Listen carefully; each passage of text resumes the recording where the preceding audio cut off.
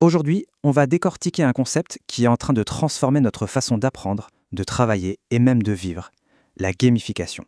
Et ne vous y trompez pas, derrière le mot jeu, il y a une affaire on ne peut plus sérieuse. On a tous vécu ça, n'est-ce pas? Ce moment précis où on sent que l'attention décroche, que l'esprit commence à partir ailleurs. C'est une expérience universelle, qu'on soit sur les bancs de l'école ou en pleine formation professionnelle. Et ce n'est pas juste une impression. Non, non. Les études le montrent très clairement. Face à un cours magistral classique, notre attention s'effondre en quelques minutes à peine. Notre cerveau n'est tout simplement pas fait pour la passivité. Il a besoin d'être stimulé. Et c'est là, justement, que le jeu entre en scène. Alors, la gamification, qu'est-ce que c'est au juste? L'idée, ce n'est pas de transformer le bureau en salle d'arcade. Il s'agit plutôt d'emprunter les mécanismes qui nous rendent accros au jeu, vous savez, les points, les badges, les classements, et de les injecter dans des situations qui, à la base, n'ont rien d'un jeu. Et ce n'est pas une petite tendance, c'est un marché en pleine explosion. 5,5 milliards de dollars. C'est la valeur estimée du marché mondial de la gamification, rien que dans l'éducation d'ici 2025. C'est la preuve que les entreprises et les écoles misent très gros sur cette méthode pour réussir à capter à nouveau notre attention. Mais attention, il ne faut pas tout mélanger. La gamification, c'est quand on ajoute des éléments de jeu à quelque chose qui existe déjà. Pensez par exemple aux points et aux séries sur une application comme Duolingo.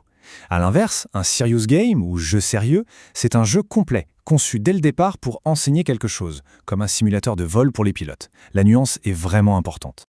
Bon, mais pourquoi est-ce que ça marche si bien, La réponse, en fait, elle se trouve dans notre cerveau. On va plonger un peu dans la psychologie du jeu pour comprendre ce qui nous captive à ce point.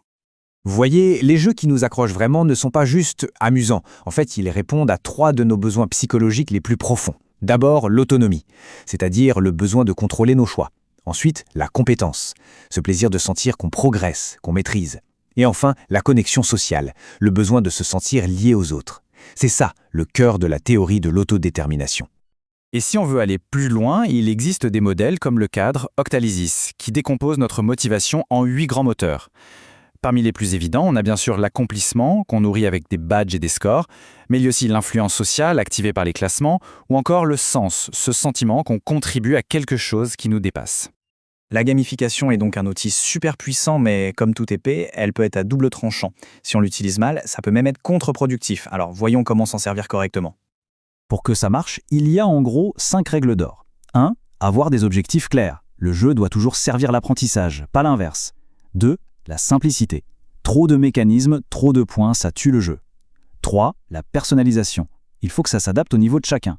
4. Un retour immédiat pour savoir où on en est et comment s'améliorer.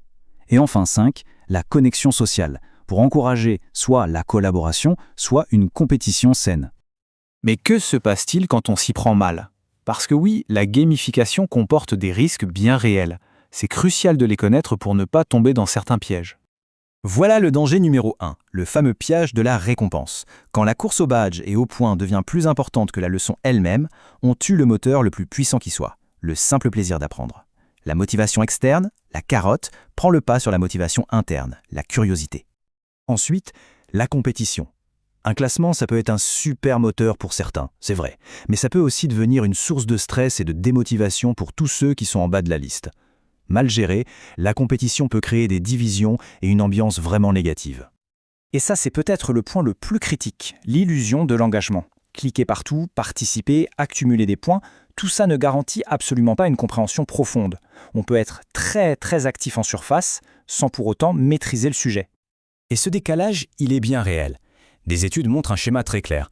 La motivation peut monter en flèche, oui, mais la compréhension, elle, ne suit pas toujours. C'est facile de créer une activité fun. Le vrai défi, c'est de s'assurer qu'elle mène à un apprentissage solide et durable. Bon alors, au final, que faut-il retenir de tout ça? En fait, la gamification n'est ni une solution miracle, ni un gadget qu'il faudrait jeter. Finalement, le succès de la gamification ne tient pas au point ou au badge. Il tient à l'intelligence de sa conception. Elle doit toujours servir un objectif clair, être adaptée à son public et être utilisée avec beaucoup de soin pour ne pas tomber dans ses propres pièges. On va terminer avec une question qui mérite réflexion. La nuance est subtile, mais elle est fondamentale. Est-ce qu'on cherche juste à rendre l'apprentissage amusant, à le divertir, ou est-ce qu'on cherche à utiliser les mécanismes puissants du plaisir pour rendre cet apprentissage vraiment efficace et mémorable?